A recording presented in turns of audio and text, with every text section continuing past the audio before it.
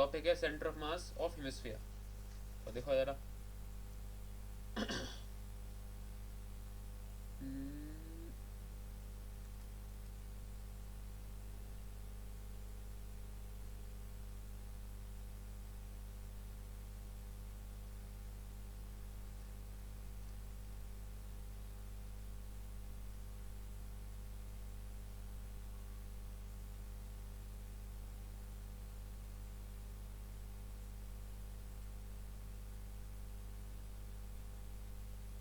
ये तो पूरा वो था, क्या कहते हैं, हेमिस्फीयर। इसको मैंने इस तरीके से लिया है और ये मैंने काटी एक स्लाइस। इसकी मोटाई कितनी है देखो ज़रा, इसकी मोटाई मैं ऐसा बनाता हूँ। एक मिनट,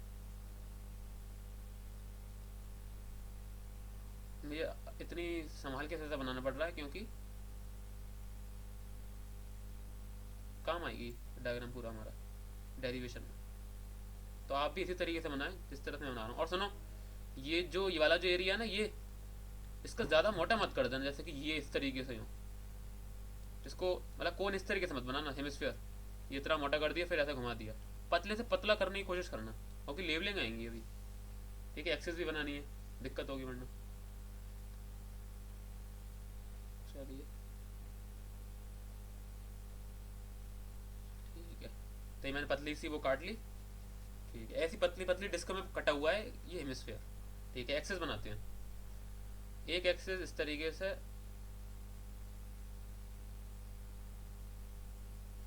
ठीक है, यहाँ पर ओरिजिन है। हेमिस्फीयर के सेंटर पे हमने ओरिजिन माना है। यहाँ पर एक्स एक्सेस और ऑब्वियसली यहाँ पर वाई एक्सेस।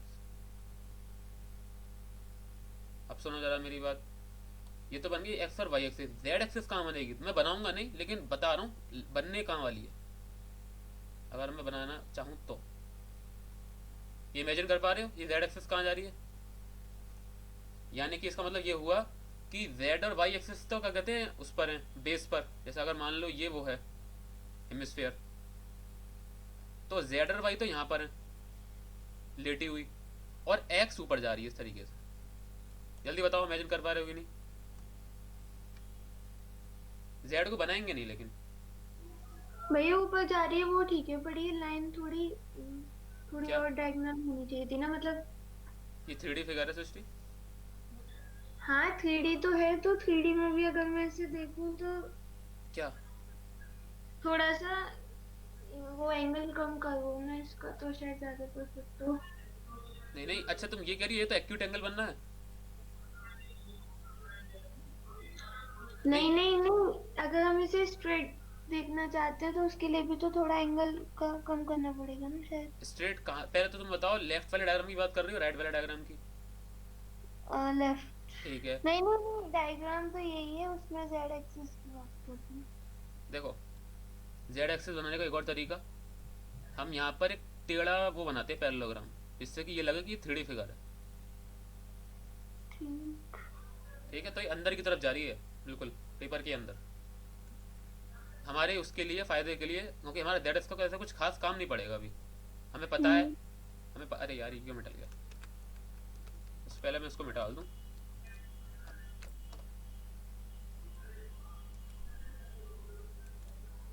ठीक है, अब हम डेरिवेशन स्टार्ट कर सकते हैं क्योंकि डायग्राम हमारा सही बन गया है।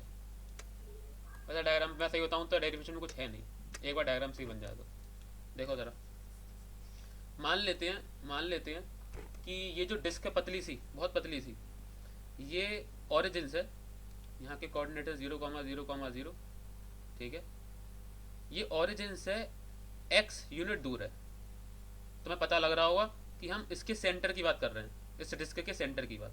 ठीक है, और मान लो इस डिस्क का जो रेडियस है किसी भी जनरल डिस्क का, वो y है। दिख ही रहा होगा रेडियस y है। ठीक है, और इस एक्स एक्सिस पर डिस्क लिया हमने, तो इसकी मोटाई क्या लेंगे हम? dx। मुझे क्या बता सकता है ये वाला, ये जो लाइन है कितने लेंथ की होगी? ये जो मैंने बनाई है अभी अभी, इसको नाम दे देते हैं ओ से लेकर ए तक, किसी को पता है इसकी ये लेंथ कितनी होगी? Plus Y square under root में। हाँ वो तो होगी, मान लेते हैं हेमिस्फेयर का रेडियस आर है, तो ये लेंथ कितनी होगी?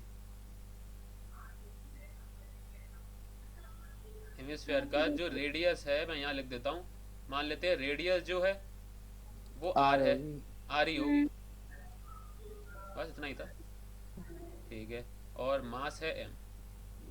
मैं सही से बताऊं, अगर तुम्हें इतना समझ में आ गया है ना जो सामने बना हुआ है, तो डेरिवेशन हो चुका है असलियत में। देखो कैसे।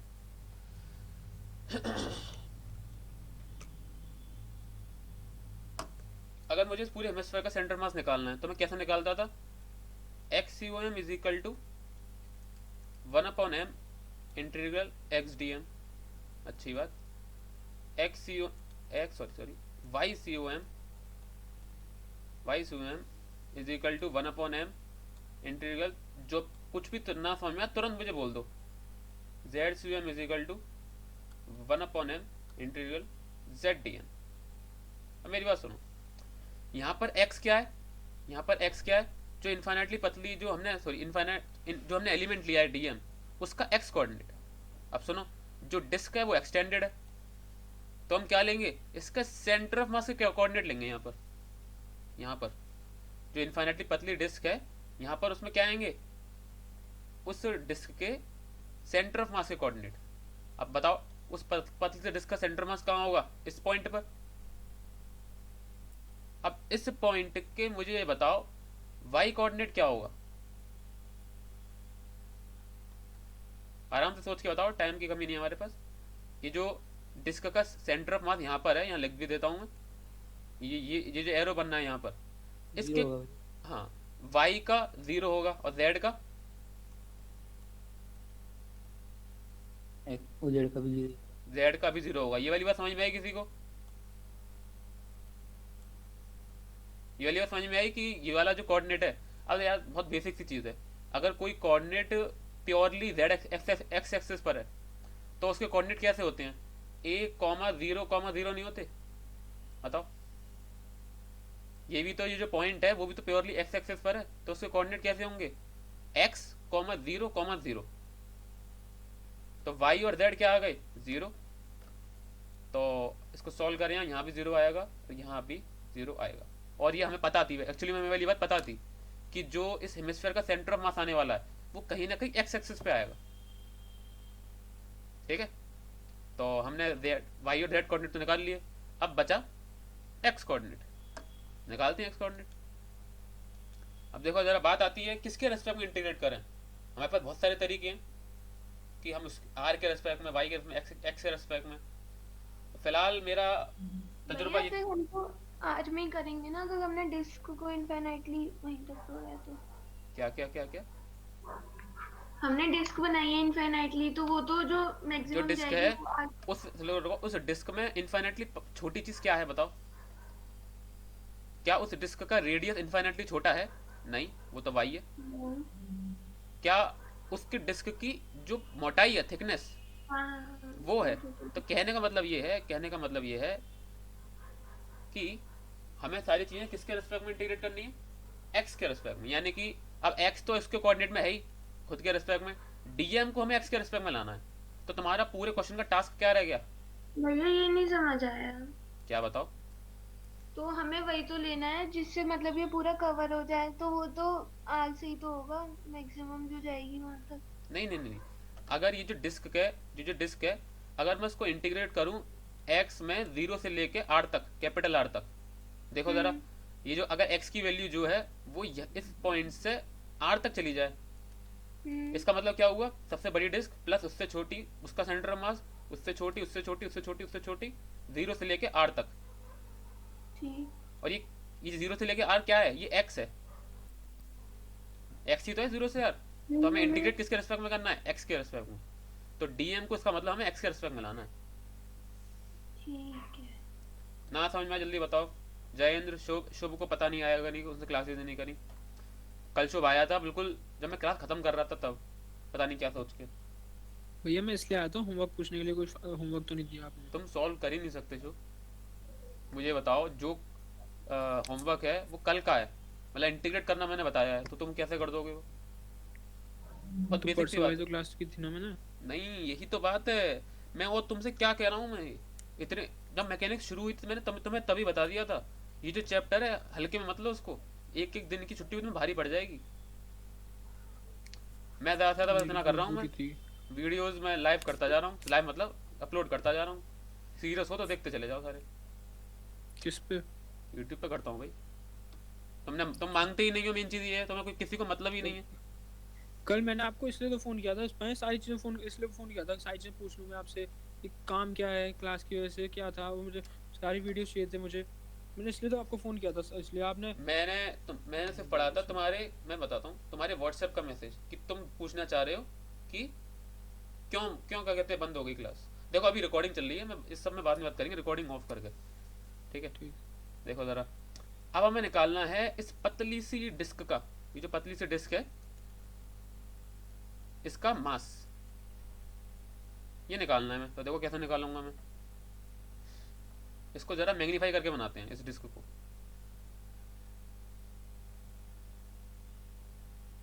क्या ये सिलेंडर नहीं है? मुझे बताओ, ये सिलेंडर कुछ इस तरीके से होता है क्या? ये जो डिस्क है, क्या वो, ये हाइट जो है बस बहुत छोटी है, इसमें उसमें ये डिफरेंस है सिलेंडर और डिस्क में, ये वाली। जल्दी बताओ, ये वाली समझ में आ रही है? ये जो डिस्क है और जो सिलेंडर है इसमें सिर्फ एक ही डिफरेंस है, इसमें जो हाइट है वो बहुत इन्फाइनेटली छोटी है, यानी कि डी एक्स है, और यहाँ पर एच है।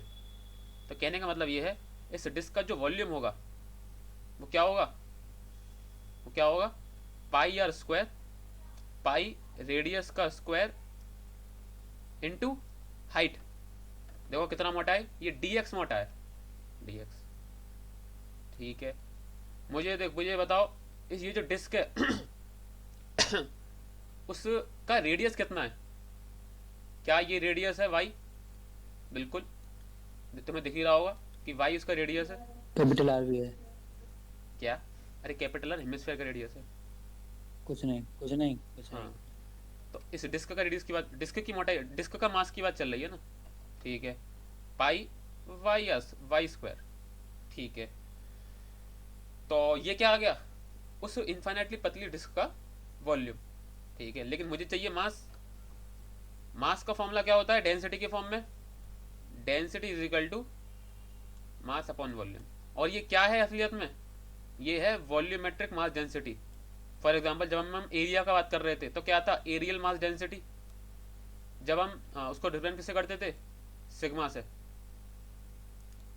सिग्मा से करते थे। चलो मैं यहाँ लिख देता हूँ, तुम कंफ्यूज हो रहे हो बेकार में।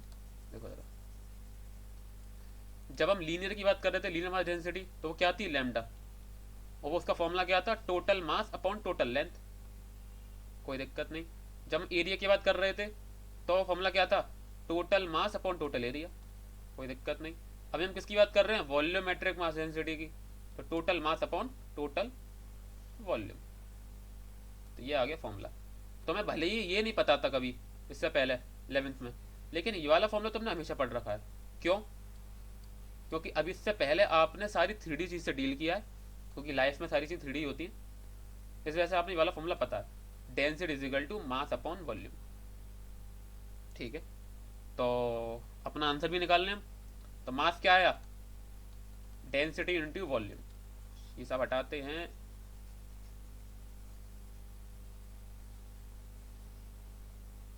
यहाँ लिख देते हैं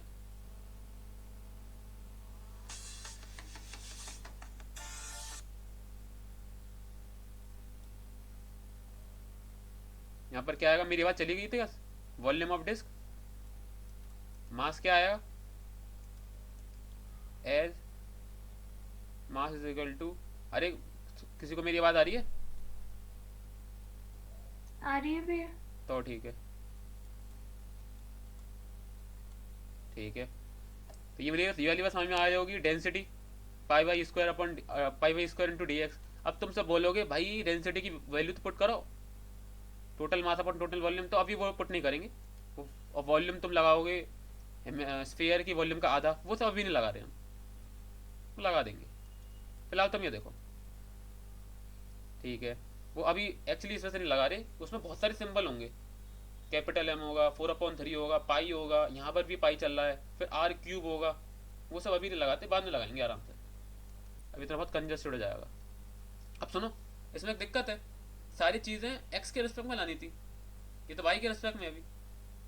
तो आपको वाई को एक्स के रिस्पेक्ट में लाना है इस डायग्राम से। बताओ कैसे लाओगे? वाई की वैल्यू बताओ, यहाँ कुछ ऐसा कुछ देखो डायग्राम में कि एक साइड हो सिर्फ वाई और दूसरी साइड हो उसकी वैल्यू एक्स के रिस्पेक्ट में। देखो जरा दिमाग लगाओ।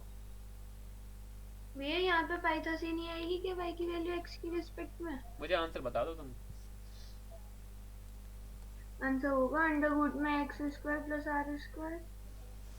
पाइथागोरस लगानी भी नहीं आती उस लड़की को। अरे सॉरी सॉरी सॉरी भैया सॉरी। हाँ तुम आराम से सोच लो, मैंने कहा जल्दबाजी में आंसर मत दिया करो मुझे।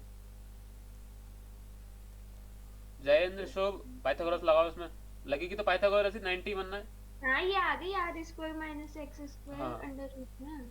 R square minus x square कैसे लगाई सिस्टी ने? देखो यार, x square plus Y square is equal to capital are square. मुझे क्या चाहिए? अरे हाँ वाई की वैल्यू, आ गई आ गई आ गई। उसको अकेला छोड़ दिया मैंने, ठीक है। तो देखो जरा, ये किसका मास आया? डीएम, उस पतली सी डिस्क का, ठीक है। तो मैं क्या कर रहा था? हाँ, x square plus Y square is equal to capital are square. यहाँ लिखते हैं as therefore y is equal to, या अभी भी ऊपर वाई स्क्वायर की जरूरत है फिलहाल। भैया हाँ बोलो। एक बहुत सिली सा डाउट हो अरे रहा है। तुम सिली विली मत पूछो, बस डाउट पूछो बस। भैया डिस्क तो 2D फिगर है। नहीं, हाँ मतलब डिस्क, डिस्क का मतलब होता है 2D चीज विद इनफाइनाइटली पतली थिकनेस। तो हम उसकी वॉल्यूम कैसे निकाल सकते हैं पर फिर? वॉल्यूम भी तो इनफाइनाइटली छोटी है ये। तो मेरे को वॉल्यूम ही नहीं समझ में आ रही डिस्क की, बाकी का नीचे आ रहा है पर फिर ऊपर का है थोड़ा उसमें। देखो एक्चुअली में तुम्हारा जो डाउट है बिल्कुल सही है वो, कि अभी तक तुमने यही पढ़ा है कि जो डिस्क है वो 2D होती है। तुम्हारा बिल्कुल कंसेप्ट बिल्कुल सही है, लेकिन जब हम हेमिस्फीयर को तोड़ते हैं तो आपको हर जगह लिखा हुआ ये मिलेगा कि पतली पतली डिस्क में, क्योंकि सिलेंडर बोलोगे तो लोग कंफ्यूज हो जाते हैं। तो अब वैसे बोलने का तरीका है, लेकिन बात आपकी बिल्कुल सही है, डिस्क की थिकनेस नहीं होती। अब हमने बात आती है सिलेंडर का फॉर्मूला कैसे लगाया है। तो आप इसको इनफाइनाइटली पतले उसमें तोड़ेंगे, इनफाइनाइटली पतले यानी कि dx मोटाई में तोड़ेंगे। तो देखा जाए, अगर मैं प्रैक्टिकली बोलूं, इसको बहुत इनफाइनाइटली पतले सिलेंडर्स में तोड़ा गया है। हेलो, और इनफाइनाइटली पतला सिलेंडर क्या होता है? एक डिस्क ही तो होता है। इस सिलेंडर लो, उसकी हाइट बिल्कुल नेग्लिजिबल कर दो, तो क्या तुम्हें देखने में क्या लगेगा? डिस्क लगेगी।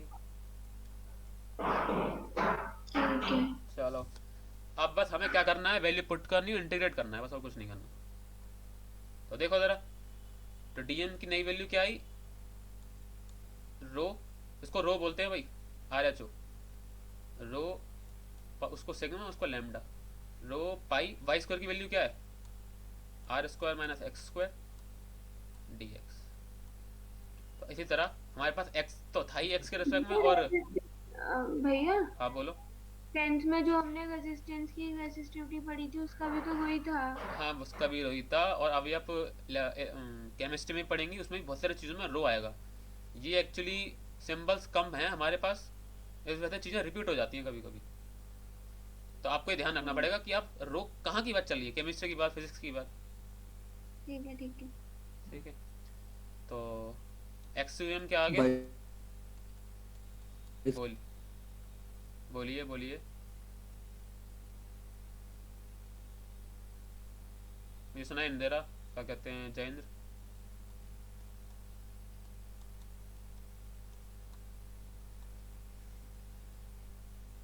पता नहीं, आवाज आएगी तो बात सुन लेंगे। अब सुनो जरा, लिमिट लगानी है एक्स के रेस्पेक्ट में। कैसे? कि पूरा हेमिस्फीयर कवर हो जाए। तो एक्स को कहां से कहां तक वेरी कराऊं? एक्स देखो ये रहा, एक्स को कहां से कहां तक वेरी कराएं कि पूरा हेमिस्फीयर कवर हो जाए। मुझसे हमेशा कौन क्यों बनता है? यहाँ से 0 से R तक। हाँ 0 से R तक। यहाँ पर है सबसे जो बड़ी डिस्क है वो है 0 पर, जो सबसे छोटी डिस्क है इनफाइनाइटली पतली वाला छोटी, वो है R पर। तो एक्स एक्स वेरी करना चाहिए 0 से कैपिटल आर। देखो जरा, 0 से कैपिटल। अब देखो हमने स्मॉल आर से कुछ डिनोट किया थोड़ी है भैया फिगर में। स्मॉल आर कुछ था भी नहीं। हाँ वही तो पर अच्छा मानिए कैपिटल आर ठीक है। ठीक है, देखो सिंबल तुम अपने हिसाब से मान सकती हो। अब वहां अगर तुमने हाँ y को r माना तो यहाँ कुछ और आएगा, x को कुछ और माना तो यहाँ कुछ और हाँ आएगा। ठीक है। अब माने तुम इंटीग्रेट ऐसा करो, पहले कांस्टेंट बाहर ले लो। देखो एक तो रो, एक पाई, और बस इतना ही है। लो जरा बाहर, रो पाई अपॉन एम 0 से r। ठीक है, ऐसा करते हैं x को अंदर इंटू कर दो। अगर जल्दी करो तो बता देना मुझे। R square x minus x cube, ये बस बाहर लिया है और x का अंदर इंटू कर दिया ब्रैकेट के अंदर। ना समझ में जल्दी बता दो मुझे। ठीक है, तो हमें पता है कि इंटीग्रल जो है टूट सकता है इसमें, प्लस और माइनस अगर बीच में लगा हुआ है तो देखो ज़रा, अपने सिंबल्स ब्रैकेट, जो बंदा ब्रैकेट ठीक से यूज़ करना नहीं जानता उसकी कैलकुलेशन बहुत दिक्कत होगी। अब देखो मैं ब्रैकेट कितने सलीके से यूज़ करूँगा। देखो ब्रैकेट तो वैसे है ही नहीं, मैंने एक बड़ा ब्रैकेट लगा दिया बस बाहर। R square x d x minus 0 से माइनस 0 से r x cube d x. अब सुनो, तुम में से किसी ने अगर ये बड़ा ब्रैकेट नहीं लगाया होता तो देखो क्या होता, देखो क्या दिक्कत होती। तुम उसको बहुत मस्त सॉल्व करते नीचे तक, और नीचे तक आते आते ये जो रो पाई इंटू आर वाली एम, दिक्कत होती। हाँ ये रो पाई अपॉन जो एम है वो सिर्फ और सिर्फ इसके साथ इंटू में रह जाता। ये तो अकेले ही छूट जाता तुम्हारा। कहने का मतलब ये है, ये जो इंटीग्रल लग रहा था वो किसके ऊपर लग रहा है, इन दोनों पे लग रहा है ना, और इंटीग्रल के साथ मल्टीप्लाई क्या हो रहा है, रो पाई अपॉन एम। तो इसका मतलब ये हुआ जब ये सब कुछ सॉल्व हो जाएगा तो रो पाई अपॉन एम पूरे से इंटू होगा। ब्रैकेट आप ध्यान से लगाएं जैसे, ठीक है, रो पाई अपॉन एम। अब देखो आर स्क्वायर तो कांस्टेंट, ठीक है, तो हमें इंटीग्रेशन किसका करना है, एक्स का। अब एक्स का इंटीग्रेशन क्या होगा, एक्स स्क्वायर अपॉन 2। अभी पता नहीं कैसे होगा, 0 से कैपिटल माइनस एक्स क्यूब का क्या होगा, एक्स की पावर 4 अपॉन 4। दिक्कत तो जल्दी बताओ, 0 से कैपिटल आर तक।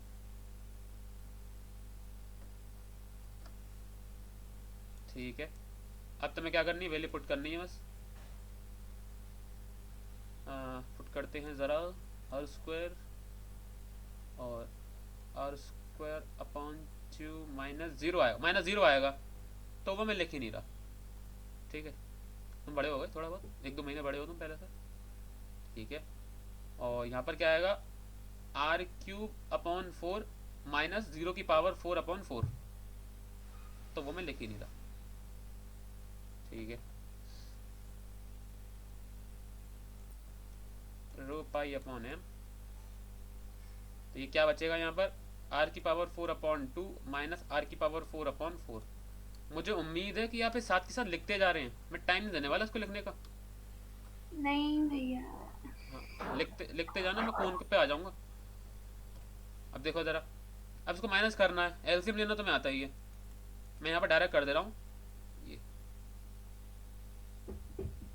तो क्या बचेगा, रो पाई अपॉन एम और आर की पावर 4 अपॉन 4। लेकिन ये बड़ा अटपटा सा लग रहा है देखने में, मुझे कुछ समझ में नहीं आ रहा। तो देखो ज़रा, इसको अब हमें छोटा करना है और कुछ नहीं करना। तो देखो ऐसा करते हैं, रो की वैल्यू पुट करते हैं, रो की वैल्यू अब करेंगे। अब सिंबल कम हो गया ना हमारे पास, आंसर भी आ गया हमारा। तो देखो ज़रा, रो की वैल्यू क्या थी, density is equal to mass. अभी सिर्फ हम डेंसिटी को खोल रहे हैं, density is equal to mass upon volume. पूरे हेमिस्फीयर का वॉल्यूम कितना था, पूरे स्फीयर का होता है 4/3 पाई आर क्यूब।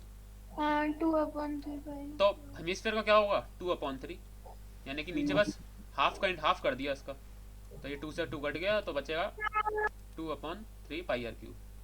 तो देखो जरा, 2/3 यानी कि 3 ऊपर चला जाएगा, मैं बता रहा हूँ बहुत सारे स्टेप हैं, ना समझा तुरंत बोल देना, फिर बोलो 10 मिनट बाद।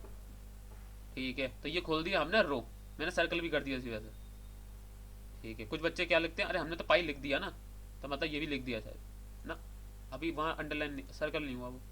ठीक है, तो ये सब मैंने टेबल बंदी पाई आर क्यू। ठीक है, अब लिखेंगे पाई, पाई खोल दिया, एम भी बचा है, एम लिख दिया, 4 बचा है। ठीक है, और आर की पावर 4। चलिए, कुछ कट रहा है जी, बहुत कुछ। बहुत कुछ करता पाई से है। पाई कट रहा है, एम से एम कट एम से रहा है, एम आर क्यूब से आर एक पावर कट रही है, पूरी पावर एक बचेगी बस। हम्म और 3/8 आ गया। तो ये बचा, देखो अब देखो फिर से मैं सर्कल करूँगा, बहुत सारी टर्म्स है, कंफ्यूज हो जाओगे। 3 को सर्कल कर लिया, देखो ये मैं वो मतलब बता रहा हूँ जिससे मैं सॉल्व करता हूँ। अब मैं चेक करता जाता हूँ, 3 सर्कल हो गया, एम कट चुका, पाई कट चुका है, आर आर लिख दो। ठीक है, 2 लिख दिया, सर्कल कर दूँ, पाई हो गया, आर क्यूब कट गया, एम कट गया, 4 बच गया, तो 4 2 जा 8। इसी तरह एक्स सी ओ एम क्या आया आपका, 3/8 आर। जैसे एक्स यू एम है, तो सेंटर ऑफ मास कहाँ पर है, centre of mass is at 3/8 r, comma y कितना था 0, जेड कितना था 0। और ये बिल्कुल सही है, देखो अब देखो 3/8 आर को याद रखना। देखो जरा, ये 3/8 आर, 3/8 आर क्या कह रहा है तुमसे, तुम आर के 4 हिस्से करो, सॉरी 8 हिस्से करो इक्वली। तो देखो ये आर है, ठीक है, इसके 8 हिस्से करते हैं, देखो ये हो गए 2, ये हो गए 4, और ये हो गए 8। ठीक है, इनमें से 3 ले लो, यानी कि यहाँ पर प्लस ये, तो वो क्या कह रहा है कि सेंटर ऑफ मास यहाँ पड़ेगा कहीं ना कहीं, यहाँ पर देखो, यहाँ पर ये सेंटर ऑफ मास है, बिल्कुल परफेक्ट है जो हमने सोचा था उसके। अगर मैं इसकी रिलेटिव फिगर बनाऊँ, क्योंकि ज़्यादा तुम्हें लेटी हुई ही मिलेगी, यानी कि देखो, तो अगर मान लो इसकी हाइट तुम्हें, सॉरी इसका रेडियस आर दे रखा हो, तो सेंटर ऑफ मास कहाँ पर है, जो बेस है उससे 3/8 आर ऊपर। समझ में आया, जल्दी बताओ। तो हमें से पोजीशन याद रखनी है, सेंटर से 3/8 आर ऊपर, और ये r/2 से नीचे है। r/2 से नीचे, अरे r/2 यहाँ आएगा कहीं ना कहीं, इस साइड अच्छा है, नीचे हैवी है ना, नीचे बड़ी डिस्क है पतली पतली। ठीक है। ठीक है, तो तुमने लिख ही लिया होगा। भैया बस 5 मिनट दे दो, 2 दे दो, अच्छा 2 मिनट मैं लिख लूंगी। अरे इंटीग्रेशन तो वहां से कर लेंगे, सिर्फ जो स्टार्टिंग का है ना, हाँ मैं वही कह रहा था, एक मिनट रुको। हाँ, बस वो दिखाते हैं।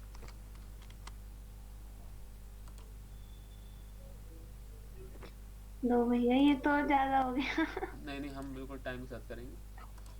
तो पहले मैंने 5 बोला था, फिर 5 का लगाना आप। नहीं नहीं नहीं नहीं, हमें कितने का चाहिए, 2 मिनट का चाहिए, देखो। अच्छा ठीक है भैया आप। कर लेने दो, नेट नहीं चल रहा मेरा। हाँ भाई, जब मैं नीचे देखता जा रहा हूँ, टेंशन मतलब नीचे देख रहा हूँ, ये कहाँ से देखना है, देखो। नीचे कर दिया और थोड़ा सा अच्छा मैं या सारी, bottom of box देखो से सुनो सुनो, देखना है। सारी इधर की चीज़ें हटा दूँ, इससे कि ठीक से लिख लो तुम। नहीं ये सब तो लिख लिया था, वॉल्यूम ऑफ डिस्क से लिखवा दीजिए। ठीक है, एक मिनट। ठीक है, लिखो जरा।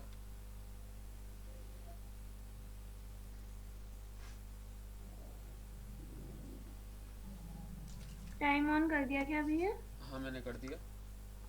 उसके बाद आपने लगाया है, आपने हमारे अरे 2 नीचे मिनट देख लो, की नीचे मेहनत नीचे अपनी क्लॉक में देखो, 10:14 हो रहे हैं। की। अच्छा अब नीचे कर लो आप, ये हो गया।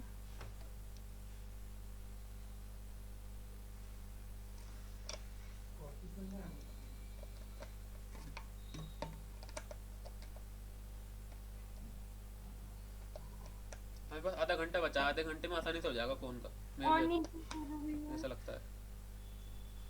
अच्छा स्क्रीनशॉट ले रही हो तुम, बहुत बढ़िया। नहीं ले रही, मैं स्क्रीनशॉट में लिख रही हूँ। अच्छा ठीक है ठीक है। मैं कभी लेती हूँ स्क्रीनशॉट, क्या बात कर रहा है यार। कल ही लिया था।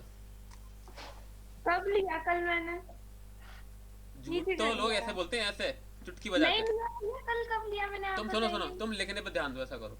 अच्छा नीचे तो करो। और करो, और। बस बस बस बस।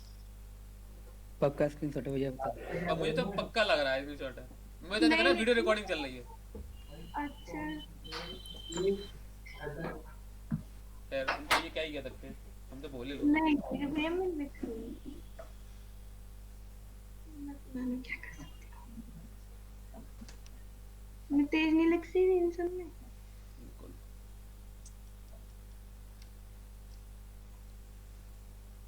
अब जिसने सिमिलैरिटी ऑफ ट्रायंगल्स नहीं पढ़ा था अपनी बेसिक क्लास में, पेज पहले मैथमेटिक्स में, वो कोन की डेरिवेशन में घूम जाएगा।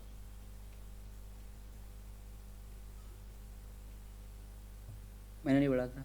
ये जो ट्रप वाले वगैरह जो होती हैं, बता देना थोड़ा सा। देखते हैं चलो। अरे यही तो बात है, हो बेसिक गया का। भैया मेरा पूरा। जयंत हो गया, शुभ हो गया, जल्दी बताओ। हो गया। शुभ तुम्हें समझ में आ रहा है सब क्या हुआ है? भयानक सी चीज है, इतने भयानक इंटीग्रल वगैरह, वैसे तो कुछ है नहीं इसमें। सॉल्यूशन आ गया, वो नहीं आया जो कराया आपने, सॉल्यूशन तो आ गया पूरा। अच्छा, वैसे तो वही सॉल्यूशन मेन तो था। सब आ गया। वैसे तो वही मेन था, इमेजिनेशन ही मेन थी क्या चल रहा है। क्योंकि ऐसा क्यों? क्योंकि तुमने डिस्क वगैरह की देखी नहीं है डेरिवेशन अभी होते हुए, क्योंकि आप शादी में गए थे। खैर, शादी में नहीं, रिसेप्शन में। अरे बहुत बड़ा डिफरेंस लाए ले आए आप तो। चलिए हम अब उस पर आ जाते हैं। कौन कॉल कर रहा है?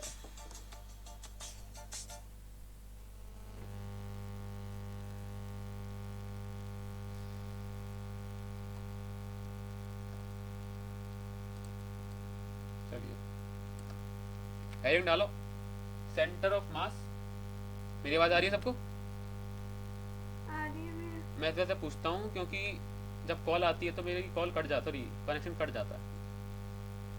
हल्की सी उसकी आवाज आ रही है। इसकी क्या बोल, कैसे बताऊंगा आपको। मुंह से बता दो। जो स्पार्किंग होती है जो, इस बार बहुत लाइट वाली। अब आ रही है? नहीं अब नहीं आ रही। अच्छा, तो मैं बताऊंगा 12th में कि ये सब आवाज़ें क्यों आती हैं जबकि मेरे आसपास कोई शोर नहीं हो रहा। मैंने सिर्फ अपना मोबाइल लग क्या दिया था, भैया? मैंने सिर्फ अपना मोबाइल लग दिया था वायर के ऊपर, इस वजह से आवाज़ आ रही थी। लेकिन क्यों, 12th में बात करेंगे। अरे मुझे पता है वो क्यों आती है। बहुत अच्छी बात है। अच्छा हम काम की बात करते हैं। बैटरी में पॉजिटिव नेगेटिव आयन सकते हैं। हाँ, वैसे ये कोई रीज़न नहीं हुआ। अरे तुम कौन पे आओ यार, कौन ये बनाया मैंने, और थोड़ा सा पहले मैं इसकी सेंट्रल एक्सिस खींच दूंगा।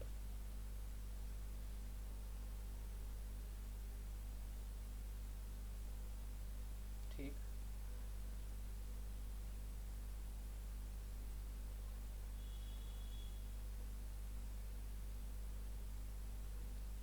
ठीक।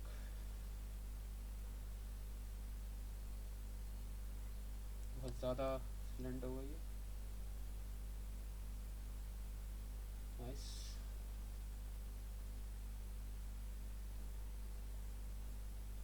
ओके, अब सही है।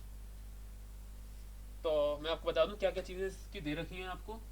आपको दे रखा है इसका मास, आपको दे रखा है इसका मास। देखो तुम, मैं सही से बताऊं, इसमें देने की ज़रूरत नहीं है। तो मान लो मास आखिरी में तो सिर्फ पोजीशन ही आएगी ना। ठीक है, नीचे का जो बेस रेडियस है, बेस रेडियस वो दे रखा है तुम्हें कैपिटल आर। और कोन की जो हाइट दे रखी है वो दे रखी है एच मान लो, स्मॉल एच मान लो। अच्छा बात बताओ जयेंद्र, ये जो कोन का सी एस क्या होता है? कर्व सरफेस एरिया है भाई। हाँ भैया। कोन का सी एस क्या होता है? Curve surface pi area. R h. अच्छा, तो सही है। ये pi r pi square h r नहीं एच। होता? पाई आर स्क्वायर एच नहीं होता? अच्छा वॉल्यूम क्या हाँ भैया। मैं पूछ रहा हूँ वॉल्यूम क्या होता है शुभ कौन का? हेलो शुभ, शुभ अब आवाज़ नहीं आ रही होगी। हाँ भैया। मैं कह रहा हूँ अरे वो कौन एल का, आएगा, एल आएगा, एल। पाई पाई क्या बताना है आपको? कौन का वॉल्यूम बताना है तुम्हें? मजे ले रहा था मैं ऐसे। Pi r square h/3। Pi r square h/3 बिल्कुल सही है। 1/3 पाई हाँ आर हाँ, square h। 1/3 pi r square का एच का मतलब तुम्हें पता है? मैं ऐसी एक्स्ट्रा बस बता रहा हूँ तुम्हें। मान लो एक सिलेंडर है, उसकी हाइट h है और रेडियस r है, और तुम्हारे पास इसी तरह का बिल्कुल एक कोन है जिसकी हाइट h है और रेडियस r है। तो और तुम्हें मान लो यहाँ पर सैंड पड़ी है बहुत सारी, और तुम्हें कोन में सैंड लेनी है, पूरी ऊपर तक भरनी है और इसको डालना है सिलेंडर में। तो तुम्हें ऐसे 3 कोन लगेंगे सिलेंडर को पूरा ऊपर तक भरने में। पहली बार में जो कोन सिलेंडर है वो 1/3 भर जाएगा बिल्कुल परफेक्टली। हाँ भैया ऐसे बताया था आपने पहले भी। अभी शुभ ने आया है, तो बता रहा हूँ, जैन भी नहीं था उस टाइम। क्या दोबारा बताइएगा। बताया था स्कूल में 9th क्लास में। अरे बहुत फेमस नहीं, मतलब काफ़ी फ्रिक्वेंट है। मैं ये कह रहा था कि अगर एक सिलेंडर है आपके पास h हाइट का r रेडियस का, और एक कोन भी है r रेडियस का और h हाइट का, और आपको कोन से सिलेंडर को पूरा भरना है। मान लो पानी से पहले कोन में पानी भरना है पूरा और फिर सिलेंडर में डालना है। तो ये काम आपको 3 बार करना पड़ेगा, तब जाकर सिलेंडर पूरा भरेगा। पहली बार में सिलेंडर जो कोन है वो सिलेंडर को 1/3 भर देगा, ठीक है आगे उसके बाद 2/3, फिर पूरा 3/3, यानी कि पूरा। ऐसे बता रहा था मैं, इसका कोई रिलेशन नहीं है डेरिवेशन। चलो, तो हम क्या करेंगे, कोन को किस में बांटें? इनफाइनेटली पतली वाली डिस्क में बांट देते हैं, और ऑब्वियसली जो सेंटर मास आएगा वो h/2 के नीचे आएगा कहीं ना कहीं। अब कितना नीचे आएगा पता नहीं। और भैया इसमें जो डीएम निकलेगा वो भी ऐसे आएगा ना, एम वो बाई हाँ वी। हाँ हाँ, वो सिलेंडर का फॉर्मूला निकालेंगे हम, पाई आर स्क्वायर, और फिर जो लेंथ है मतलब जो थिकनेस है वो उसकी इनफाइनेटली होगी, पतली होगी। ठीक है, देखो ज़रा। तो यहाँ पर एक बनाते हैं ए, जयंत को आवाज और स्क्रीन दोनों नहीं आ रही, रुक जाओ, दिख रहा है वो ऐसा। इसका नेट नहीं चलता। चलो मैं अभी बस लेबलिंग कर रहा हूँ बस।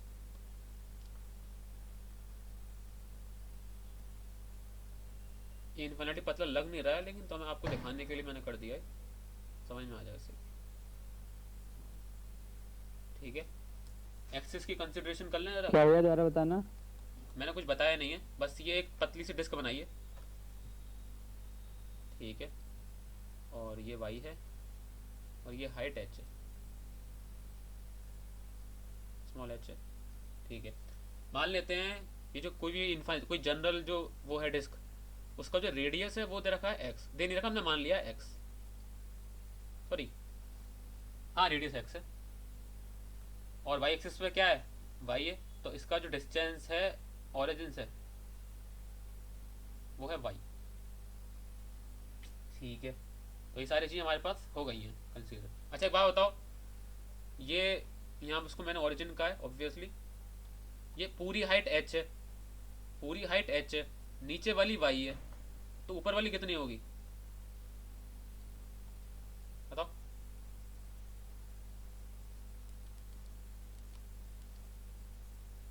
Hello, mike testing 1 2 3।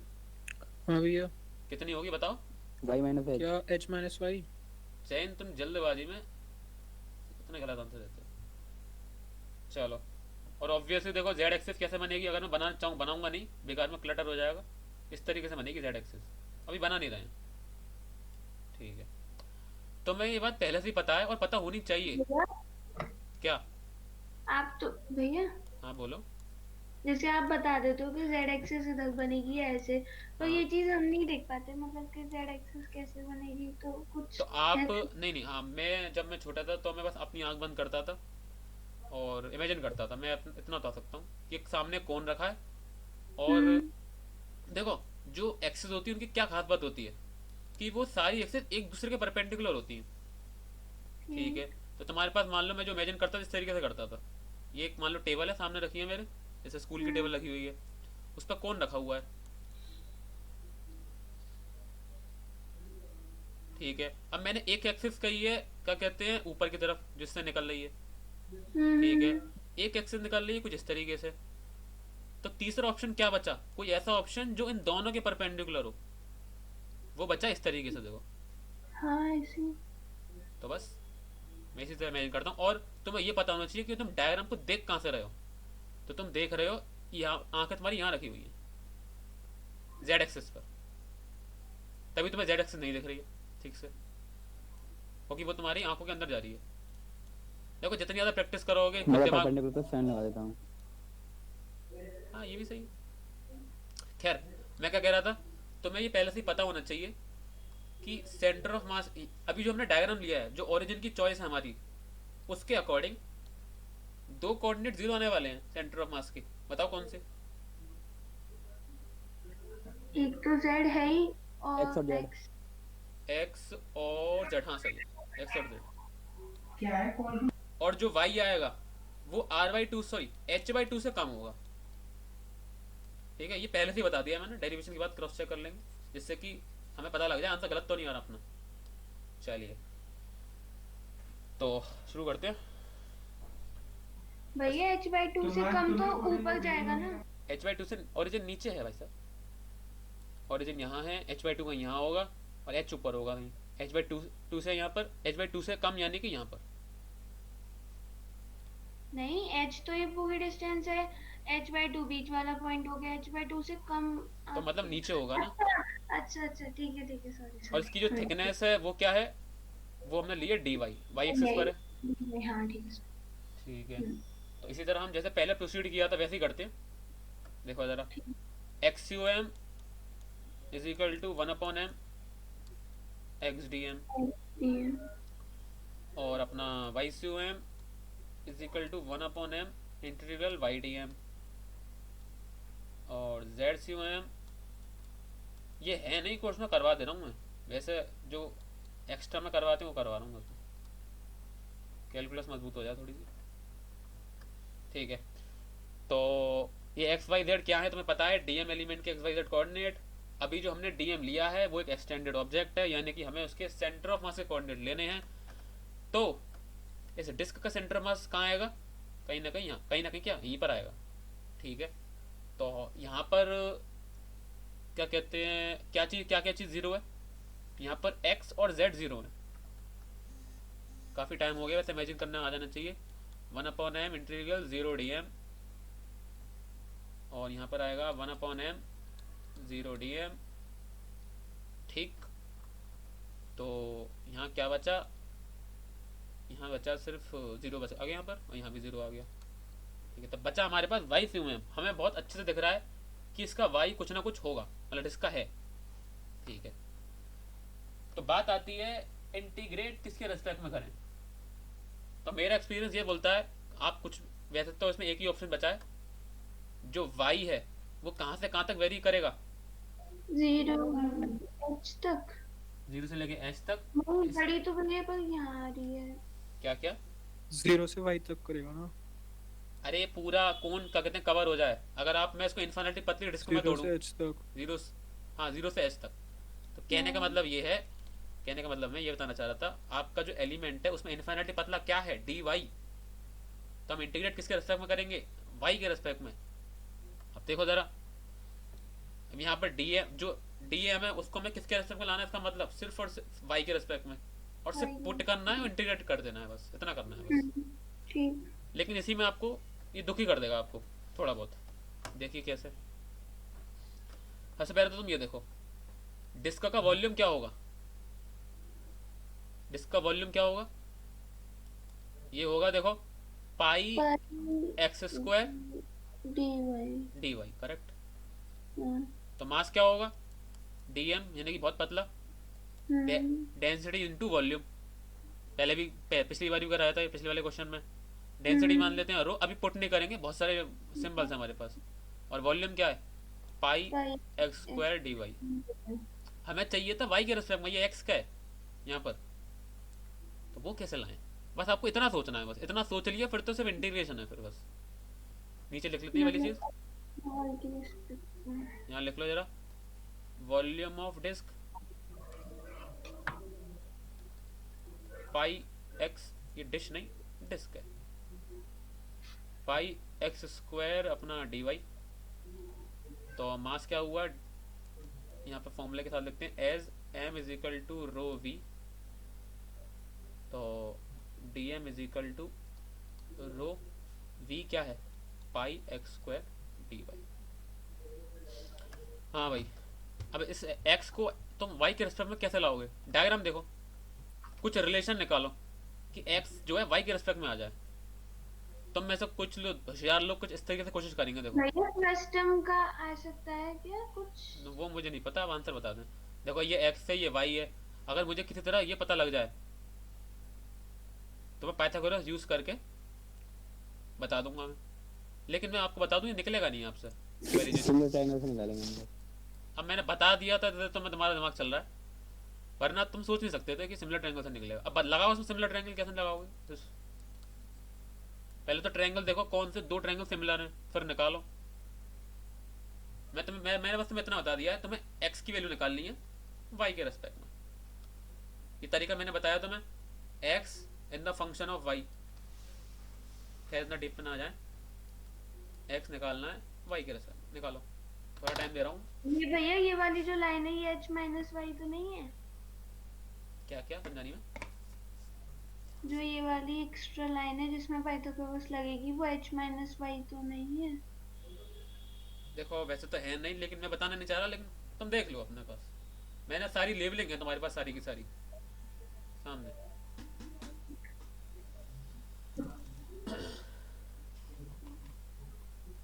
देखो मेरे अकॉर्डिंग तो मैंने तुम्हें बता दिया सिमिलर ट्रायंगल, तो तुम्हें दिख जाने चाहिए अभी तक सिमिलर ट्रायंगल।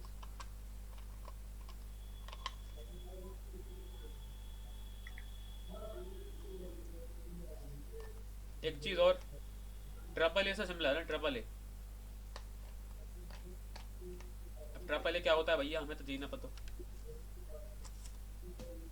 एंगल एंगल सही कह रहे एंगल हो भैया। Angle angle angle.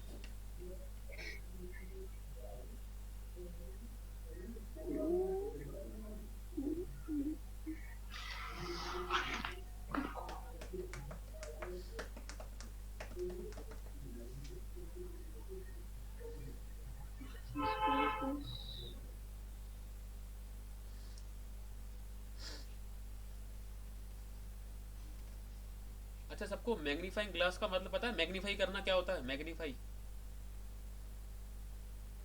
जैसे, नहीं पता। तो जैसे पता है। मतलब तुम हर चीज जय बस उल्टा जवाब देना, बस तुम सामने होते तो मैं कुछ ना कुछ तुमसे क्या देता अभी। खैर आप कह लो। मन नहीं है। खैर देखो, जितना ज़्यादा मैं तुमसे कहते तुम्हें डांटूंगा ना, तुम उतना ही मुझसे दूर भागोगे कि ये क्या ही पढ़ा रहे हैं, रहने दो उनसे, क्योंकि दिमाग फिर हट जाता है फिर। तो मैं तो दूर तो भागूंगा। थोड़ा थोड़ा कॉम्प्रोमाइज आप करें, थोड़ा हम कर रहे हैं, थोड़ा आंसर सीधे सीधे दिया करें आप। खैर, तो दो ट्रायंगल सिमिलर तब होते हैं कब, जब आप किसी एक ट्रायंगल को मैग्नीफाई या जूम करके दूसरे ट्रायंगल के ऊपर चढ़ा सकें और पीछे वाला ट्रायंगल दिखे ना। ये मेरी डेफिनेशन है सिमिलर ट्रायंगल्स की। फॉर एग्जांपल मान लो ये एक सर्कल ये है, एक सर्कल ये है, ये वाला। बोले क्या बोल रहा है? क्या? पूरा ओवरलैप कर देगा दूसरे पे। हाँ, तो देखो जरा, अभी तो ओवरलैप नहीं करेंगे, लेकिन अगर इस सर्कल को तुम जूम कर दो थोड़ा सा, और जूम और जूम और जूम, तो एक टाइम आएगा कि ऐसा दिखेगा, बिल्कुल ऐसा। इसका मतलब ओवरलैप कर जाएंगे। इसलिए कहा जाता है कि all circles are similar, all circles are similar. क्यों? क्योंकि हर सर्कल को किसी दूसरे सर्कल पर अगर तुम्हें चढ़ाना है तो तुम जूम इन या जूम आउट कर दो, ओवरलैप कर जाएगा। लेकिन हर ट्रायंगल सिमिलर नहीं होते एक दूसरे से। देखो कैसे, एक ट्रायंगल है ऐसा और एक ट्रायंगल है ऐसा, या कुछ और अजीब बनाते हैं, तुम पहले वाले को कितना भी जूम इन जूम आउट कर लो, तुम इस पर कभी ओवरलैप नहीं करा पाओगे। ठीक है, इसका मतलब सिमिलर नहीं है। ठीक है, तो आपको इस डायग्राम में ऐसे दो ट्रायंगल ढूंढने हैं जिन एक डायग्राम को अगर आप जूम कर इन या जूम आउट करें तो वो दूसरे पर ओवरलैप हो जाए। काफ़ी टाइम हो चुका है, मैं आपको बता दे रहा हूँ। एक बता दो, दूसरा बता दो। अच्छा, और वो शाबाश, बचा क्या फिर? देखो जरा। भैया हाँ बोलो। ट्रायंगल अगर सिमिलर होते हैं तो उनके साइड्स के रेशियो इक्वल होते हैं ना? बिल्कुल सही। तो फिर इससे x की वैल्यू मेरी ये कुछ आ रही है ऐसे करके। बताओ। एक सेकंड, और थोड़ी अजीब सी आ रही है। मैं अरे समझ तुम में नहीं आ रही। अजीब, ये क्या बात होती है भाई? Answer answer. नहीं, मेरे x के टर्म्स में आ रही है वो। अरे मैंने गलती कर दी थोड़ी सी, मेरी x के टर्म्स में ही आ गई। अरे x की वैल्यू तो गलत है। x और y दोनों के टर्म्स में आ गई।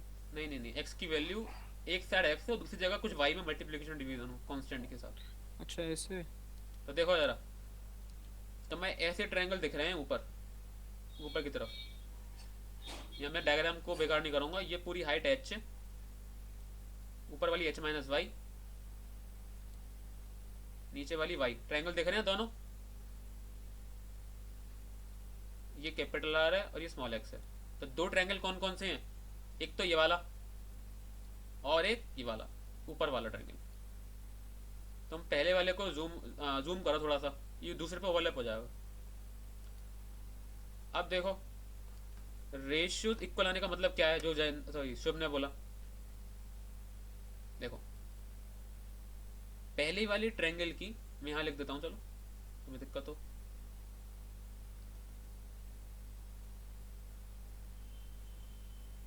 छोटे वाले ट्रायंगल की ये वाली हाइट लो, वो कितनी है? h माइनस वाई अपॉन बड़े वाले ट्रायंगल की ये वाली हाइट लो, वो कितनी है? h। वो किसके इक्वल होगी? छोटे वाले ट्रायंगल की। अब तुम कुछ भी लगा सकते हो। क्या कहते हैं साइड लो, वो कितनी है? x अपॉन बड़े वाले ट्रायंगल की ये वाली क्या कहते हैं साइड लो, वो कितनी है? r इज इक्वल टू क्या कहते हैं छोटे वाले एंगल की वाली साइड लो, इसका कुछ स्पेशली नाम नहीं है, वो यहाँ पर आ जाती, अपॉन बड़े वाले ट्रायंगल की वाली हाइट लो, ये जो हाइपोटेनस है। अभी हमें इससे इसका मतलब नहीं है, हमें चाहिए सिर्फ ये वाली इन्फॉर्मेशन की नीड है हमें, ये वाली। तो देखो अब इससे x की वैल्यू अब तो आ गई शुभ। हाँ क्या? ये तो मैं आंसर बता रहा हूँ, मैं तो आंसर पूछ रहा हूँ। सामने आंसर देखो। बोला था ना, ये समझ नहीं आया। r ब्रैकेट में h minus y upon bracket में 2h माइनस वाई। मैं तो बता दूं, देखो x की वैल्यू आ रही है r h minus y upon h ठीक है 2h माइनस वाई। हाँ सही, 2h नहीं नहीं minus सही y। सही यही आएगा, यही आएगा। ये जो सामने तुम्हें दिख रही है ना, ये आएगी x की वैल्यू। अरे यार मैंने ये क्या कर दिया? हाँ ये एक ही डेरिवेशन इतनी बड़ी बड़ी इतने सारे कॉन्सेप्ट्स। सुनो सुनो, मैं तुम्हें बता दूं, तुमने डीएम की वैल्यू निकालने के लिए अभी तक तुमने कुछ किया नहीं है अभी तक, मैं बता दूं तुम्हें। तो तब से मतलब बड़ी तो हो गई, आधा पेज जैसे हो गया, x कॉम z कॉम। देखो मैं तुम्हें बता रहा हूँ, अगर तुम पेज को गिनने लगे हर क्वेश्चन पे तो तुम एसएचएम में तो पागल ही हो जाओगे। भाई हमारे तो भाई 4 पेज भर गए, अभी सॉल्व नहीं हुआ अभी तक, तो पेज ना तो गिने। 4 पेज से ज्यादा लंबा भी सॉल्यूशन जाएगा ऑब्वियसली भाई। और मैथमेटिक्स में तुम Solution थोड़ी है, और वो तो सुनो बता दीजिए। और सुनो सुनो तुम 12th में इंटीग्रेशन तो फिर करना ही मत बिल्कुल भी। इंटीग्रेशन 6 10 पेज में चला जाएगा। क्या भैया, ऐसे थोड़ी होता है। 12th स्किप कर दो, मैं बता रहा हूँ तुम्हें दृष्टि। तो भैया वो क्वेश्चन बचा कहाँ, फिर ये बताओ। उससे अच्छा तो हम महाभारत लिख लें। नहीं नहीं नहीं नहीं, वो आप नहीं लिख सकते, वो महापुरुष चाहिए। अरे तुम इधर टॉपिक पे आओ। जिसने सिमिलरिटी ऑफ ट्रायंगल नहीं पढ़ा होगा उसके बाद समझ में नहीं आएगी कि क्या हुआ। पता था, पर यहाँ ऐसे लगाने में ऐसा कुछ नहीं। देखो सुनो सुनो, बता दो दोबारा। सुनो सुनो, मैं तुम्हें अपनी फॉर्म में डेफिनेशन देता हूँ सिमिलरिटी ऑफ ट्रायंगल, मुझे क्या समझ में आता है। देखो भैया आप ये बताओ, जब आप हमारी एज के थे 11th में थे, तब आपको जैसे आप समझा रहे हो ऐसे एक बार में समझ में आ गया था? क्या चीज? यही सब जो डेरिवेशन है। डेरिवेशन दीदी डेरिवेशन बताएंगे, पूरी 3 साल लगी समझने में। दीदी नहीं, आपको ऐसा लगना नहीं चाहिए। दीदी कौन वैसे? कहाँ की बात चल रही है? बता नहीं। देखो जरा, इसको मैं नाम देता हूँ ABC अभी बताओ, आपको आया था नहीं आया था अच्छा, समझ में? इस वाला क्या कहते हैं, डेरिवेशन। हाँ। हाँ, ये नाइस क्वेश्चन है, सोचने दो, बहुत पुरानी बात हो गई। आपने कब पढ़ा है? एक मिनट नहीं, रुको, भैया ने तो 11th की ही नहीं है, वो तो सीधे बीएससी में आ गए ना। अब रुको, एक मिनट रुको यार, सोचने दो तुम। नहीं भैया ने ऐसे नहीं पढ़ा हुआ है ना, देखो, इतने खतरनाक तरीके से। अरे मुझे भी किसी ना किसी ने पढ़ाई होगा भाई। देखो मैं सही से बताऊँ अपना एक्सपीरियंस, अपना सही से एक्सपीरियंस, मेरा 11th 12th का एक्सपीरियंस थोड़ा खराब गया है, सही बताऊँ तो। चलो तो ठीक है, फिर बाद में खराब बात खराब क्यों गया करेंगे। है, खराब क्यों गया है? फॉर एग्जाम्पल ऐसा जैन ने पूछा अभी कि भाई हमें समझ में नहीं आया, तो मुझे आंसर मालूम है क्या हाँ मिला आपने है। बताया था आपको टीचर नहीं मिला। हाँ, तो मुझे मुझे आंसर मिला था कि ऐसा मैंने पूछा नहीं था, मतलब इस तरह के क्वेश्चन पे मुझे क्या आंसर मिलता, मैथमेटिक्स वाले टीचर से पूछो हमने। यहाँ मैं मैथमेटिक्स पढ़ाने नहीं आया, फिजिक्स पढ़ाने आया हूँ। और मान लो अभी मैंने तुमने थ्री थिकनेस पूछी थी, अगर थिकनेस क्या होगी, कुछ ऐसे ही पूछा था, हम्म। तो मुझे आंसर क्या मिलता। 11th आधी खत्म हो चुकी है भाई साहब, तो मैं ये भी नहीं पता थिकनेस कैसे निकालनी है, कि वाई एक्सिस पे है तो ये डी वाई होगा, तो डिफरेंस है। खैर मेरा एक्सपीरियंस इतना अच्छा नहीं रहा, मैं तुम्हें आपको डायरेक्टली बता रहा हूँ। तो और मेरी फिजिक्स भी 11th 12th में ठीक थी, अच्छी नहीं थी। 12th के बाद हुई है जब मुझे काफ़ी गैप मिला, मैं पढ़ता ही चला गया, फिर मैंने रोकी, फिर मैं पूरी एस सी वर्मा कर गया पूरी की पूरी एक बार में। देखो मेरी मेरी बात सुन लो, कोई भी दो ट्रायंगल अगर सिमिलर हैं तो मैंने तुम्हें बता दिया, मैग्नीफाई या फिर सॉरी जूम इन या जूम आउट करके आप उसको ओवरलैप कर सकते हैं, ठीक है। इसका मतलब क्या हुआ, इसका मतलब क्या हुआ कि पी क्यू को हम लिख सकते हैं, सॉरी पी आर को हम लिख सकते हैं, पी आर को हम लिख सकते हैं सम कांस्टेंट इनटू ए सी। बताओ, जैसे कि मान लो ए सी को भाई तुम 2 गुना बड़ा कर दो, 2 गुना बड़ा कर दो तो पी आर बन जाएगा। ऐसे तुम ए सी को 2 गुना तो नहीं, 1.5 गुना लग रहा है देखने में, ए सी को तुम 1.5 गुना कर दो तो ए सी को 1.5 गुना कर दो तो पी आर बन जाएगा। ये बात समझ में आई? पीआर को 1.5 गुना कर दो तब एसी बन जाएगा। अरे ए सी को 1.5 गुना कर दो तो वो पी आर बन जाएगा। ये जो लेंथ है, गजब गजब। तो ये लेंथ है जो है उसको 1.5 गुना कर दो, ए सी आएगा इतना, 1.5 आएगा लगभग इतना, और तो पी आर बन जाएगा, ठीक है। इसी तरह तुम ये लो, देखो क्यू आर भी बन जाएगा अगर मैं 1.5 गुना बड़ा करूं, कहते हैं बी सी को, ठीक है। और पी क्यू बन जाएगा कब, जब जब जब मैं ए बी को कर दूं 1.5 गुना बड़ा। अब सुनो मेरी बात, बहुत बेहतरीन बात है, ध्यान से सुनना। अगर ये जो तीन ट्रायंगल की तीन ही साइड होती हैं, अगर ये तीन कांस्टेंट तीनों में सेम नहीं आ रहा है तो ट्रायंगल सिमिलर नहीं है। और अगर ये कांस्टेंट तीनों में सेम है, 1.5 गुना 1.5 गुना 1.5 गुना, यानी कि पूरे ट्रायंगल को 1.5 गुना बड़ा किया और 1.5 गुना या फिर छोटा कर दिया, या फिर इसको कहते हैं लैम्डा गुना। लैम्डा यहाँ पर क्या है, कोई भी एक कांस्टेंट, तो ट्रायंगल को सिमिलर माना जाता है। समझ में आई वाली बात? मान लो कोई ऐसी सिचुएशन बन जाती कि भाई पी आर बन रहा है 2 गुना बड़ा करके ए सी का, और क्यू आर बन रहा है मान लो 2.5 गुना पी सी का करके, तो ये इसका मतलब ये जो साइड है, जिस ट्रायंगल की साइड है वो सिमिलर नहीं है इसका मतलब। लेकिन अगर तीनों बिल्कुल सेम है, यानी कि पूरे ट्रायंगल को 1.5 गुना बड़ा या छोटा करके, या लैम्डा गुना बड़ा या छोटा करके अगर वो सिमिलर सेम आ रही हैं, तो यानी कि वो दो ट्रायंगल सिमिलर हैं। अब देखो, इससे मैं एक चीज ड्राइव करता हूँ। देखो, अगर p r equal to lambda a c है तो लैम्डा को अकेला छोड़ो जरा, p r upon a c नहीं हुआ लैम्डा क्या? तो एक कांस्टेंट हो गया फिर हर जगह। तो ये क्या आया, q r upon b c, और यहाँ क्या आया, lambda is equal to p q upon a b. अब ऐसा करो, तीनों इक्वेशन को कंबाइन कर दो, तीनों लैम्डा के इक्वल हैं, आ जाएंगे। तीनों इक्वल रख दो। तो ये असलियत में किस चीज का डेरिवेशन है कि सिमिलर ट्रायंगल्स में करस्पॉन्डिंग साइड्स का रेशियो सेम होता है।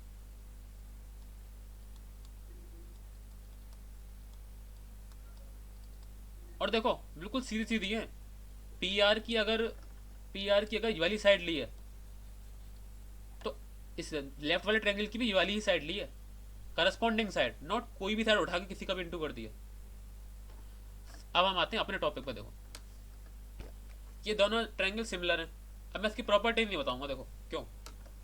तो दोनों ही ट्रायंगल में ये वाला एक एंगल 90 है, ठीक है। दोनों ही ट्रायंगल में ये एंगल सेम है, ये पहला लाइन है, बीच में एक लाइन काट दी है, ठीक है। और दोनों ही ट्रायंगल में ये वाला एंगल सेम है, दोनों में ही सेम है, ये तो कॉमन आ रहा है। तो ये ट्रिपल एस है, सिमिलर आ रहे हैं, ठीक है। इसका मतलब क्या हुआ, करस्पॉन्डिंग साइड्स का रेशो सेम होगा। सेम चीज़ मैंने यहाँ करी है, थोड़ा जूम कर दें। देखो ज़रा, मैंने कह दिया कि ये सिमिलर है, ट्रिपल एस है, तो मैं ट्रिपल लिखने की जरूरत नहीं है, फिजिक्स चल रही है, बस ये लिख दो सिमिलर है, मतलब टीचर समझ जाएगा। तो देखो जरा, ये अपॉन ये शुड बी इक्वल टू, देखो मैं ये कर रहा हूँ, तुम डायग्राम में देखते जाना, ये अपॉन ये, and this should be equal to ये अपॉन ये। अगर आपने ऊपर सारे बड़े छोटे ट्रायंगल की साइड ली हैं तो नीचे सारे बढ़ेगी, ऊपर नीचे मत कर देना। बहुत टाइम दे दिया मैथमेटिक्स को, फिजिक्स पे आ जाओ जरा। आप देखो जरा, अब देखो तुम डेरिवेशन में हम जब ये कॉन्सेप्ट यूज करेंगे तो कुछ लिखेंगे भी। तुम लिखोगे बाई सिमिलरिटी, बस खत्म, सीधे रेशो लिख दो वहाँ पर, तुम्हें क्या जो समझ में आ रहा है। मैं तुम्हें लिखवा रहा हूँ, स्टेटमेंट के साथ लिखवाऊंगा, टेंशन मत लो। अच्छा, ठीक है ठीक। अब देखो, अब तुम ये तो करोगे नहीं, कुछ तो लिखोगे ना, तो ऐसा करो लेबलिंग कर दो। इसको नाम देते हैं कुछ भी दे दो, बी दे दो, ये सी और ये डी, ये वाला पॉइंट, और ये ई, ठीक है। तो नीचे लिखो ट्रायंगल ए डी ई, लिखना स्टार्ट कर दो, मैं लिख नहीं सकता अभी। N triangle, sorry, triangle a d e n, ये किसे दिया है भी आपने? मतलब नहीं, बी आप बोल रहे ना, ए ई डी, तो ए दिया किसे है? अरे ए डी ई और ए बी ओ। अरे ए पॉइंट लिखा कहाँ है आपने, मैं ये पूछ रही हूँ। अरे हाँ, नाइस क्वेश्चन, ऊपर ए कर दो। भैया अरे मैं कंफ्यूज हो गया, वो ए बी सी हमेशा राइम में आता है ना, ठीक है। तो ए डी ई और a b o are similar, a d e and a b o, a d and a b o.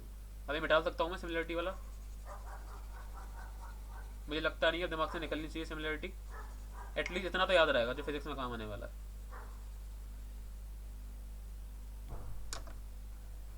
अभी मुझे तुम्हें सारे साइन का कॉस्ट वगैरह बताने पड़ेंगे, क्योंकि तुम्हें नहीं पता उन सब बारे में। सिमिलरिटी का साइन क्या होता था भैया? किसका?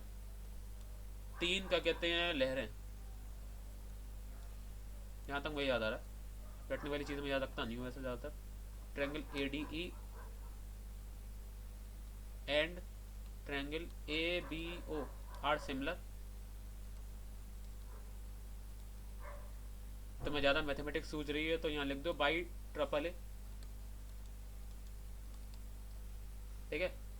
तो लिख दो फिर, अब कॉरेस्पॉन्डिंग तुम खुद ही देख लेना, मैंने काफ़ी बार रिपीट कर दिया। H minus y upon h, छोटे वाले ट्रायंगल की ये वाली अपॉन बड़े वाले ट्रायंगल की, इज इक्वल टू छोटे वाले ट्रायंगल का बेस रेडियस यानी कि x upon are.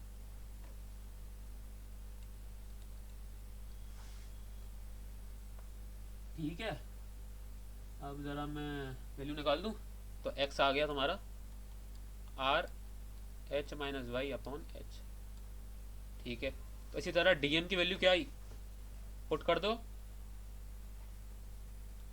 Row pi x square चाहिए, अब एक्स नहीं, अब इन सब का भी स्क्वायर होगा, इसका मतलब r h minus y upon h, इसका स्क्वायर डी वाई। एक फ्रेंडली रिमाइंडर, आपने अभी तक सिर्फ और सिर्फ डीएम की वैल्यू निकाली है, एक्स के रेस्पेक्ट में कुछ नहीं किया है। भैया एक बात बताओ, हाँ। इसका स्क्वायर यहीं कर ले या जब इंटीग्रेशन करें वहीं करें? देखो मुझे आगे का इंटीग्रेशन पता है, तो मुझे ऐसा पता है कि अभी कर लो ज़्यादा बेहतर रहेगा। सब कुछ खोल लो, सब कुछ सारी चीज़ें। ओके। तो ये हो गया आर स्क्वायर, ये हो गया एच माइनस वाई का स्क्वायर, ये हो गया नीचे एच स्क्वायर, और ये हो गया डी वाई। ठीक है, ऐसा करो सारी कांस्टेंट चीज़ें बाहर ले लो, जिससे कि एक साथ उसको इंटीग्रेशन से बाहर ले लें। रो पाई और अपना आर स्क्वायर भी कांस्टेंट है, एच स्क्वायर भी कांस्टेंट है, सिर्फ ये वाली टर्म नहीं है, इसको खोल देते हैं। भैया हाँ बोलो। सिमिलरिटी का साइन खाली एक आता है, 3 नहीं आते। तो भाई माफ़ कर दो, मुझे इतना नहीं याद मुझे, मैंने क्योंकि अपना जितना यूज होता है मैं डायरेक्ट लिख देता हूँ, ये दो ट्रायंगल सिमिलर हैं। अरे तुम, मैंने लिखा भी कौन सा है, मैंने सीधे सिमिलर लिख दिया। मैं तो बता रहा था, मुझे याद आ गया एकदम से। ओके ओके, तो खोलो उसको ज़रा। H square plus Y square minus 2h y d y. आइए इस भयानक सी चीज़ को इंटीग्रेट करते हैं। अब भाई सब लोग एक साथ चलेंगे मेरे साथ, हो गए तो मैं मिस्टेक ढूंढता रह जाऊंगा तुम्हारी कॉपी में। भैया बस एक सेकंड रुकना, भी चल रहा है। 1/m integral y d m. अरे लिमिट बताओ भाई, वाई कहाँ से कहाँ तक वेरी करवाऊँ? भाई आप करवाओ 0 से h तक। 0 से h, यहाँ लिमिट लगा दो 0 से स्मॉल h। वाई मैंने लिख दिया, अब डी एम की वैल्यू लिखते हैं। Rho pi capital are square upon h square plus Y square minus 2h y d y. सबसे पहले हम इंटीग्रल को थोड़ा क्लीन कर देते हैं। क्लीन मतलब कि सारे कांस्टेंट बाहर लो। तो नीचे m है, यहाँ तो सर्कल करना बहुत ही ज़्यादा ज़रूरी है, कुछ रह गया तो हम बस हो गया काम। रो बाहर लो, पाई और आर स्क्वायर, पाई और आर स्क्वायर, एच स्क्वायर भी कांस्टेंट, ठीक है, और बस 0 से h। अब हम लिखते हैं अंदर की चीज़, small y h square y square minus 2h y d y. आइए अब करते हैं सॉल्व। अभी भी सॉल्व नहीं करना, अभी इसको और खोलना है। ऐसा करो वाई को भी अंदर इंटू कर दो।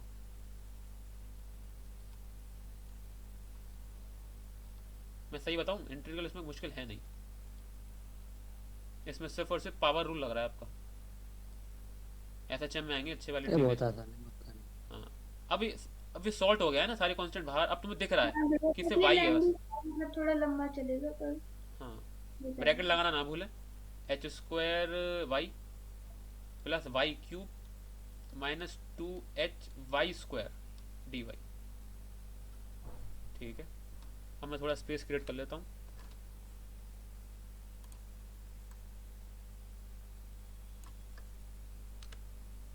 ठीक है, तो इसको थोड़ा, ये हम क्या निकाल रहे हैं वैसे, वाई सी वन।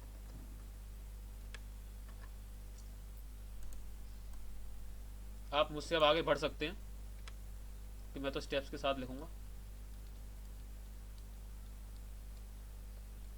हाँ भाई, अब देखो पहले मैं जो आलसी था, पहले मैं ऐसा करता था, लेकिन मैं तुम्हें बताऊँ क्यों, तुम भी करना शुरू कर दोगे। Rho pi r square upon m h square.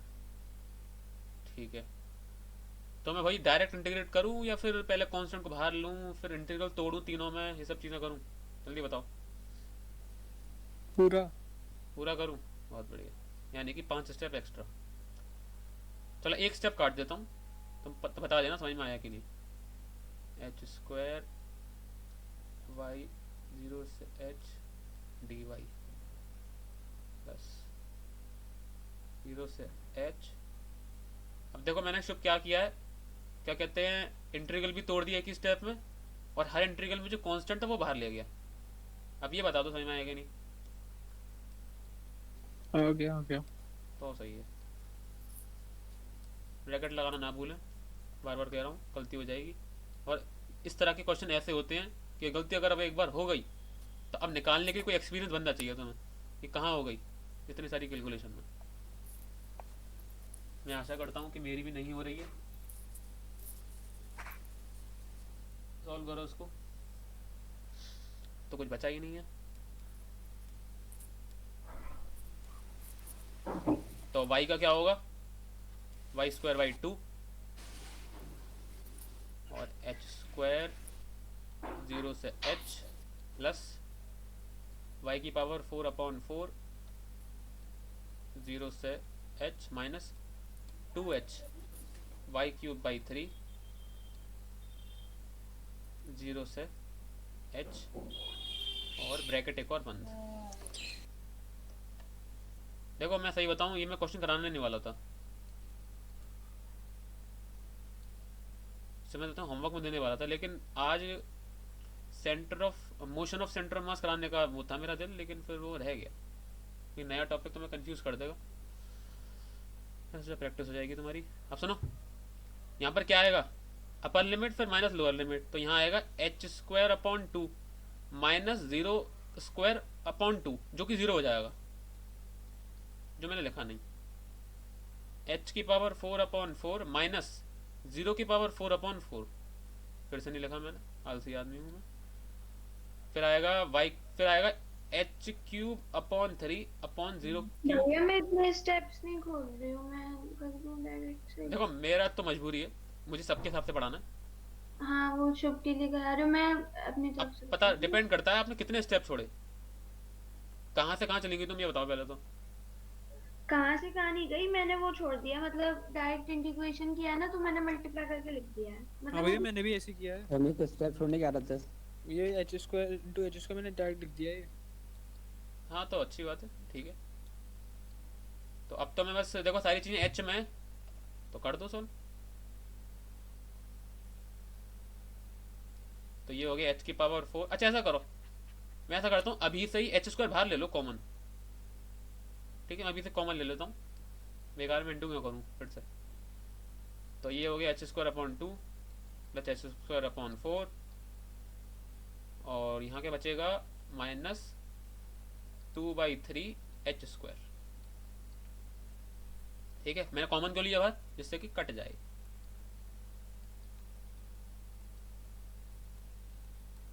ठीक, बात आती है एलसीएम की, तो 2 4 3 का 12 आएगा, लिख दो यहाँ पर 12, 2 6 12 एलसीएम। 1/12 आएगा ये। हाँ तो मैं आपको एलसीएम नहीं बताऊंगा ऑब्वियसली, सबको मतलब। आंसर बता रहा हूँ मैं, अच्छा क्या आएगा फिर तो बोलो। H square by 12। अच्छा ये पूरा सॉल्व करके, हाँ सही है सही है, एक मिनट, स्क्वायर बाय 12 बतना, हाँ सही है, प्लस 4 3 h स्क्वायर माइनस 3 4 जा 12 4 2 जा 8, तो ये क्या आया, रो pi r square upon M, तो 6 7 8 9 और 9 माइनस 8 1, यानी कि h स्क्वायर अपॉन 12, बिल्कुल शुभ सही कह रहा था। देखो ज़रा, लेकिन अभी भी ये पूरा सॉल्व नहीं है, ऐसा करते हैं रो की वैल्यू अप पुट कर देते हैं, ठीक है। तो देखो ज़रा, रो की वैल्यू क्या आएगी, density is equal to mass upon volume. कौन का वॉल्यूम क्या होता है मैंने बताया था अभी, 1/3 पाई आर स्क्वायर h यानी कि हाइट h। तो ये हमने अभी तक क्या खोला है, सिर्फ और सिर्फ रो खोला है अभी। तो देखो पाई लिख लिया, आर स्क्वायर लिख लिया, और देखो जरा m लिख लिया, ठीक, और h स्क्वायर बाई 12। क्या कुछ कट रहा है, बहुत कुछ कट रहा है। देखो जरा, पाई से पाई, आर स्क्वायर से आर स्क्वायर, m से m, और 3 से ये 4 टाइम्स कट जाएगा, और h से ये कट गया, तो क्या बचा, ये बचा ऊपर देखो क्या बचा क्या बचा क्या बचा, सिर्फ h बचा, नीचे देखो ये सब कट गया, नीचे 4 बचा, ठीक है। तो इसका मतलब centre of mass is at x कहाँ था 0, y क्या आया h/4, z क्या था 0, वो बिल्कुल एक्यूरेट है, h/2 से कम है। अब तो तुम्हें इमेजिन करने की जरूरत नहीं है, h/4 है। तो देखो ये कहाँ आएगा, देखो h/4 क्या कह रहा है, h/4 क्या कह रहा है, आप h/4 को लिख सकते हैं h/4 × 1, तो आप h के 4 हिस्से करें, इमेजिन करने का तरीका है बस। तो h/4 कहाँ आएगा, यहाँ पर कहीं, यहाँ पर है कोन का सेंटर मास यहाँ पर होता है।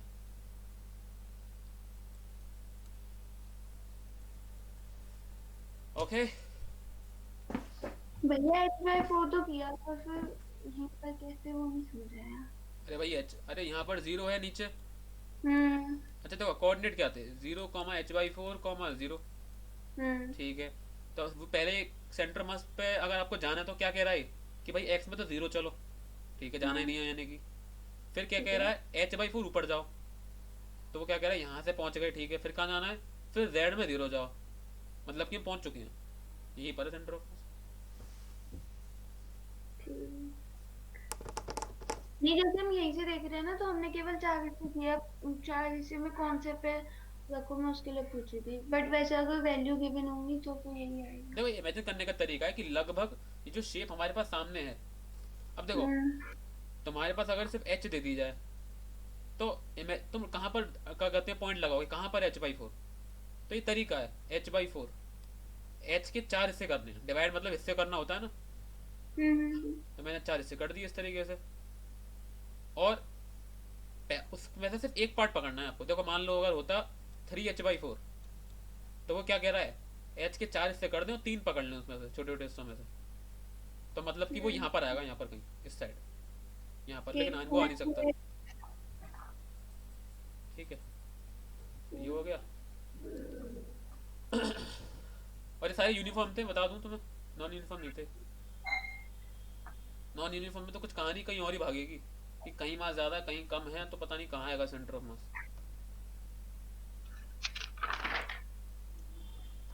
छोटे छोटे डेरिवेशन है। और अगर मैं इसकी समरी बताऊं तुम्हें, तो ये है सिंपल, हमें 3 फॉर्मूले हमारे पास थे, हमने देखा इनका x और z कोऑर्डिनेट 0 होगा, यानी कि हमारे पास काम बचा है सिर्फ और सिर्फ y के लिए। ठीक है, हमें सारे काम इसमें किस में रेस्पेक्ट में करने थे, y के रेस्पेक्ट में। क्यों? क्योंकि जो एलिमेंट है उसमें इन्फिनिटली पतला क्या है, y, मतलब कि उसकी जो मोटाई है वो, यानी कि dy, मतलब y के रेस्पेक्ट में करने सारे काम। अब ये तो y के रेस्पेक्ट में है ही, ये खुद ही y है पूरा, तो हमें सिर्फ और सिर्फ क्या करना है क्वेश्चन में, जो एलिमेंट है उसका मास y के रेस्पेक्ट में लेके आना है और इंटीग्रेट करना है बस। तो देखो हमने यहां से लेकर यहां तक कन्वर्ट किया है y के रेस्पेक्ट में, dm in the function of y। ठीक है, उसके बाद क्या किया है, इंटीग्रेट, बस 2 काम किए हैं बस। अच्छा मैं तुम्हें स्टेप क्यों बता रहा हूँ, मुझसे पहले एक बंदे ने बहुत क्वेश्चन पूछा था, बहुत बढ़िया, उसने देखो क्या किया, बहुत होशियारी करी उसने क्या किया, देखो उसने नंबर ऑफ लाइंस गिनी, जैसे 60 पेज गिननी थी कि सर इसमें तो 1 2 3 4 5 6 7 8 9 10 11 12 13 14 15 16 17 18 स्टेप हैं, तो मैं इसको याद कैसे करूं। तो काफ़ी बढ़िया क्वेश्चन था, काफ़ी मुझे अच्छा लगा। वो इस वजह से था इस वाला क्वेश्चन, क्योंकि वो 11th से डायरेक्ट 12th में आया था, मतलब 12th में आया था मेरे पास, ये वाला डेरिवेशन नहीं था, 12th का डेरिवेशन था कुछ, उसमें भी इतने लंबे लंबे डेरिवेशन है। तो मैं क्या बताना चाह रहा हूँ, आपको स्टेप्स याद नहीं रखने कि नंबर सारे स्टेप याद रखो, आपको यह ध्यान रखना है बस कि पूरे क्वेश्चन में लगभग हो क्या रहा है, फिर तो क्वेश्चन टेस्ट में बैठ के अपने बन ही जाते हैं कि क्या करना है आगे। अपना मोटिव ध्यान रखो, डीएम को बाइक के रेस्टोरेंट में लेके जाना है, फिर तो क्वेश्चन होता ही चला जाएगा, लिख लो उसको।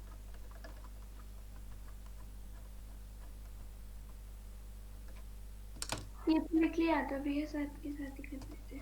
ठीक है, तो 1 मिनट रुको जरा, ऐसे क्लास खत्म हो चुकी है, अब मैं आगे कुछ नहीं करा रहा नया, बस मैं ये बता रहा हूँ कल क्या कराना है मुझे। देखो जरा अभी तक हमने क्या किया है, देखो अभी तो किस किस का सेंटर मास निकाल लिया, इसका, इसमें यूनिफॉर्म और नॉन यूनिफॉर्म दोनों। अब हम सारी क्या कहते हैं यूनिफॉर्म ही करेंगे, वायर और सेमी सर्कुलर डिस्क। वायर पे मैंने कुछ ऐसा डेड नहीं करे हैं, डिस्क में किए हैं। उसके बाद क्या किया तुमने, याद नहीं आ रहा, हेमिस्फीयर, शायद सीधे हेमिस्फीयर किया था फिर शायद। क्या भैया? डिस्क के बाद हमने किसका डेरिवेशन किया था, हेमिस्फीयर ही किया था भैया डिस्क के बाद। ठीक है। हेमिस्फीयर उसके बाद हमने किया कोन। बाकी कौन करो है? ठीक है, उसके बाद अब हमारे पास कुछ नहीं है, लेकिन मैं तुम्हें बता दूं, यहाँ पर जो हेमिस्फेयर और जो कोन था ये सॉलिड थे। सॉलिड समझते हो, ये पूरे भरे हुए हैं मटेरियल से, मास से। एक तरीका होता है, एक और क्वेश्चन बनता है, क्या बनता है वो करा नहीं रहा मैं, ना मैं कराऊंगा ना मैं होमवर्क में दे रहा। हेलो। हॉलो।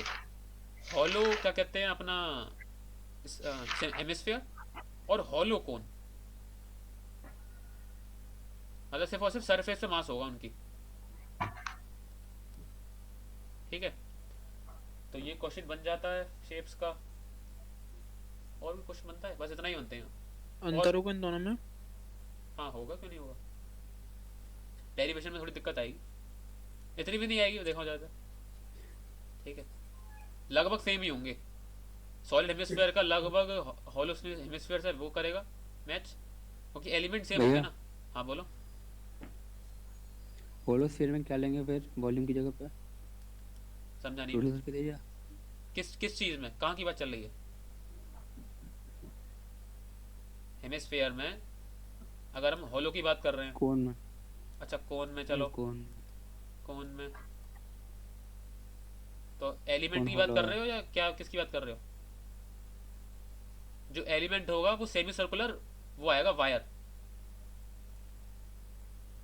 सॉरी सेमी नहीं, अब तो फुल है, पूरा वायर आएगा, एक circular wire. Mass of cone कैसे निकालेंगे कह रहा हूँ मैं। मास ऑफ कोफ तो एम है भाई। अच्छा तुम डेंसिटी की पूछ रहे हो, अरे ये बोलो ना यार। डेंसिटी क्यों आएगी वहाँ पे? तुम सिग्मा की बात पूछ रहे हो ना? सिग्मा आएगा हाँ। हाँ तो ये बताना। अच्छा तुम ये पूछ रहे हो सिग्मा आएगा mass upon C S A pi R L, मैंने की सी एस ए क्यों? अरे ये हॉलो है, यानी कि इसमें कुछ नहीं है, इसका मतलब यहाँ कुछ नहीं है। तुम अभी उसकी बात मत करो, अभी हम बात करते हैं, ये तो होगी शेप्स कंटिन्यूअस। फाइनाइट की मैंने करा दी थी, ये क्या कहते हैं, एक दो मास ऐसे हैं, एक ट्रायंगल है, स्क्वायर है और रेक्टेंगल है, क्यूब की वर्टेक्स मास रखे हुए, ये फाइनाइट वाले।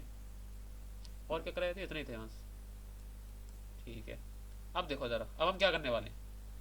तुम एक चीज ध्यान करो जरा, क्या कि अगर ये दो क्या कहते हैं मासेस हैं, हमने इसका सेंटर मास निकाल लिया था कि मान लो बाहरी की तरफ डेविएटेड होगा, इनवर्स रेशो में बांटेगा।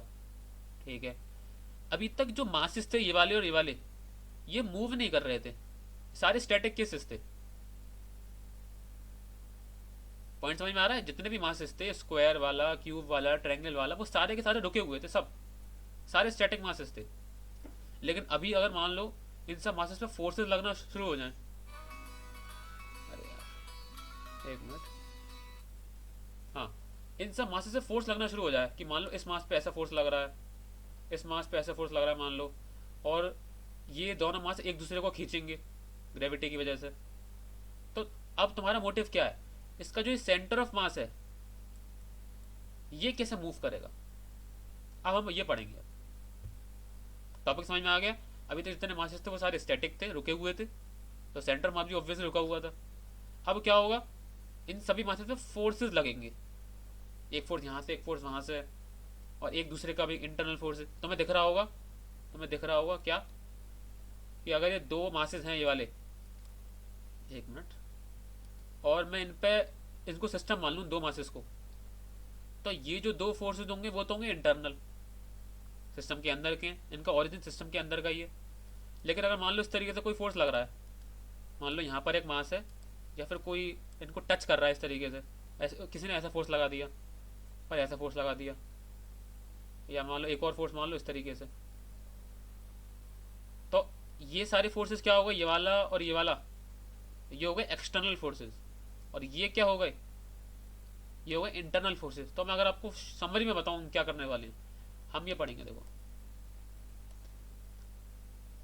एक्सटर्नल फोर्सेस, हाँ एक्सटर्नल फोर्सेस और इंटरनल फोर्सेस जब लगते हैं सिस्टम में, तो सेंटर ऑफ मास कैसे मूव करता है उस सिस्टम का, हमें ये देखना कल। ठीक है, इतना ही था बस।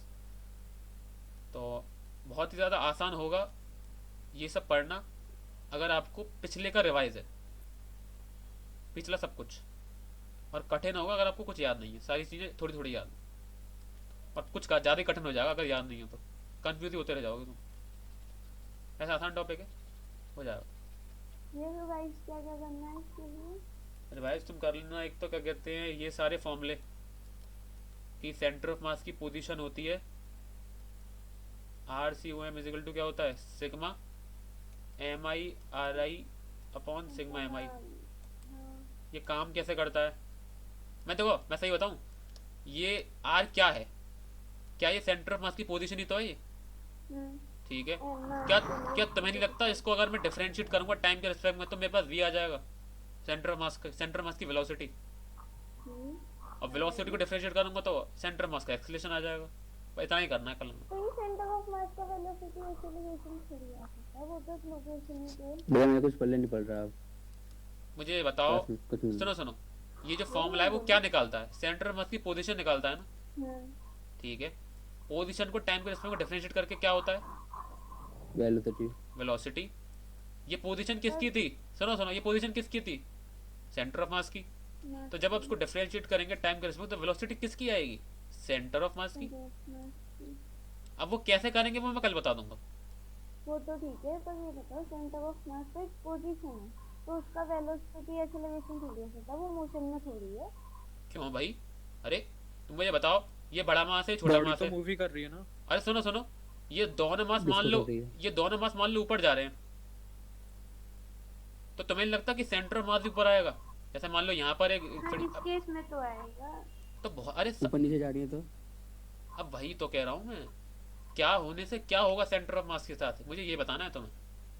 अच्छा ठीक है, हाँ ये तो तरीका है निकालने का, ये तो फॉर्मूला है, ठीक है, ठीक है। ठीक है ना। अब आप जा सकते हैं, क्लास एंड कर दे रहा हूँ। एक हिप हॉप करेगा, एक शास्त्रीय संगीत पर डांस। शाबाश। ये अब तो बताइए क्या कह रहे थे आप? हाँ हाँ, अरे सुनो सुनो सुनो,